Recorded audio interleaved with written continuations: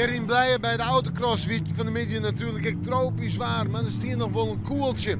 En het koeltje, de schippers van het scootje zullen natuurlijk ik. Maar meestal wat is het een extreem weekend. Het wordt een record warm weekend. Jong, de zon is er nog bij. En om 8 uur heen is het op de meeste plekken nog zo'n 29 of 30 graden. Op plekken nog tropisch warm. En de wind valt heel dag voort en die komt in het verschade richting. En vannacht zonnetje 18 graden. En ik dan een net al te sterke wind. Ik denk tussen Zuid en Eerst. En dan morgen. Morgen wordt het warmer dan Zuid.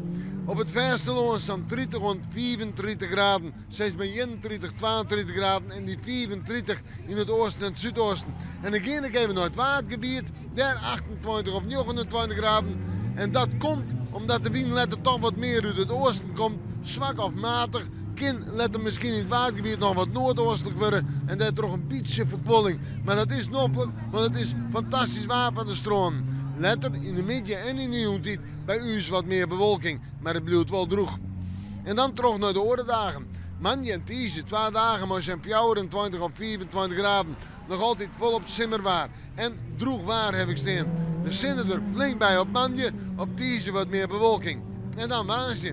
En dan met een temperatuur om het bij de 22 of 23 graden in, kunnen we even bijkomen van alle warmte. Hebben we het nog altijd noord de simmertemperatuur met zinnen en bewolking. En ik denk dat het na waasje gewoon weer warmer wordt.